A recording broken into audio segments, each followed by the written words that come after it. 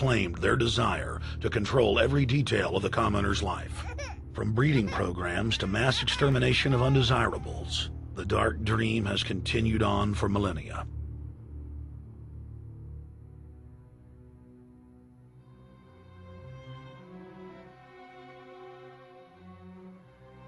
The scientific rationale for tyranny has always been attractive to elites because it creates a convenient excuse for treating their fellow man as lower than animals.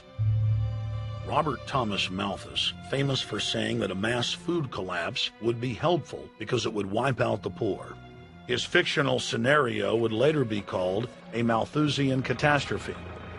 Malthus is important because his ideas led to the rise of a new scientific field that would dominate the course of human history for the next 200+ years.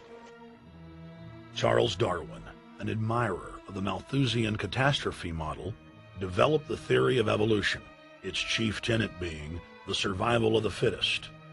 With the help of T.H. Huxley, known as Darwin's bulldog for his strong support of Darwin's theories were pushed into wide acceptance among key scientific circles throughout England and then the world.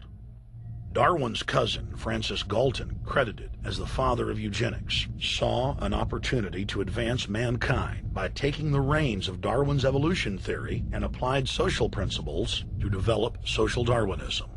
The families Darwin, Galton, Huxley, and Wedgwood were so obsessed with their new social design theory that they pledged their families would only breed with each other.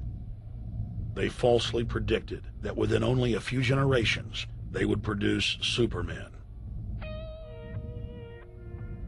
The emerging pseudoscience was only codifying the practice of inbreeding, already popular within elites for millennia. The four families experiment was a disaster. Within only 2 generations of inbreeding, close to 90% of their offspring either died at birth or were seriously mentally or physically handicapped. The moneyed class of the planet, and particularly the royal families of the world, who were already obsessed with breeding and filled with a predatory disdain for the underclass, seized on the new science and began aggressively enforcing its aims worldwide.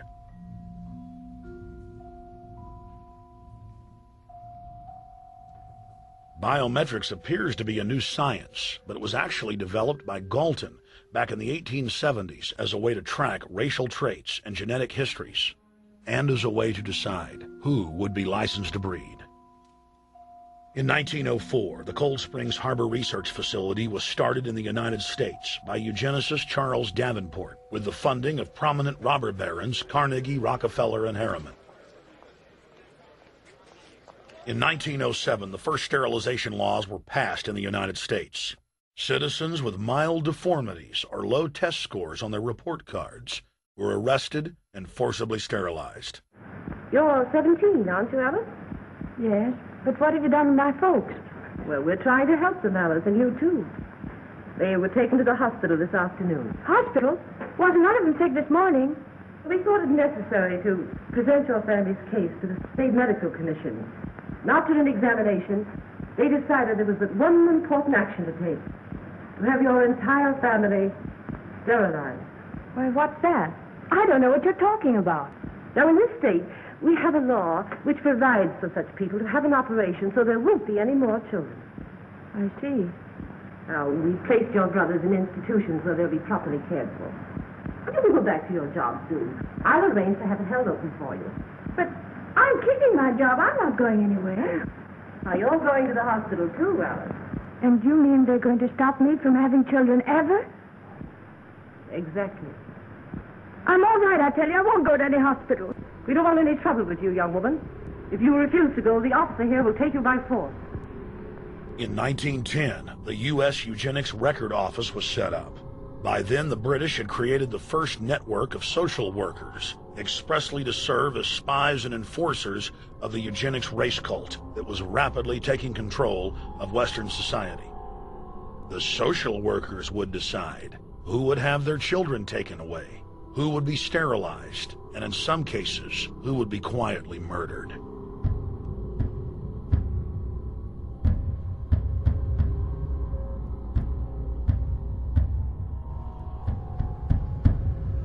In 1911, the Rockefeller family exports eugenics to Germany by bankrolling the Kaiser Wilhelm Institute, which later would form a central pillar in the Third Reich.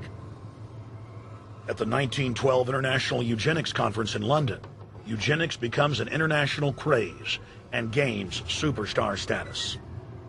The futurist and best-selling sci-fi author H.G. Wells had studied biology under top eugenicists and was spreading the new faith worldwide. In 1916, H.G. Wells' lover, Margaret Sanger, starts her promotion of eugenics in the United States. In 1923, Sanger receives massive funding from the Rockefeller family. Sanger wrote to fellow eugenicist Clarence J. Gamble that black leaders would need to be recruited to act as frontmen in sterilization programs directed against black communities.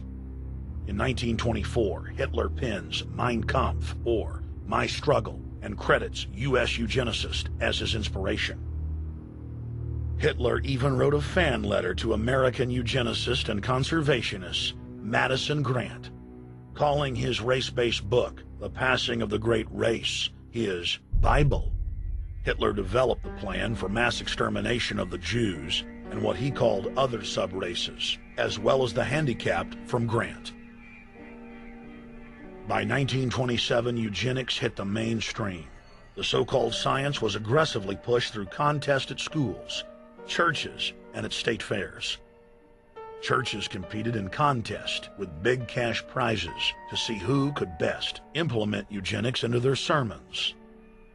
Major denominations then tell Americans that Jesus is for eugenics. That same year in the United States, more than 25 states passed forced sterilization laws, and the Supreme Court ruled in favor of brutal sterilization policies. When Hitler came to power in 1933, one of his first acts was to pass national eugenics laws, modeled after laws in the United States.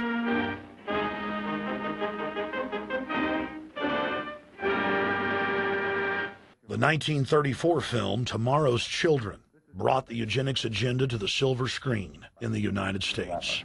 In the case of Miss Mason, I can see no reason for the operation that's been recommended. The girl is perfectly normal. She's hard-working and has a good reputation. Do you know anything about her family background?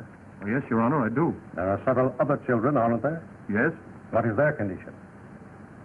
One is a cripple. Two others might be classed as feeble-minded. Isn't the oldest son in jail? Oh, yes, I believe so. And knowing all that, you still contend that this girl should be allowed to bring more people like that into the world? She's sound, Your Honor. She's not anything like the rest. Surely she should be given a chance to work out her own salvation. I can't agree with you, Doctor. Suppose she is normal. The chances are that her children will inherit the family taint. Isn't that possible? But, Your Honor, I'm sorry, Doctor. 3 generations of unfit are enough. Petition not allowed.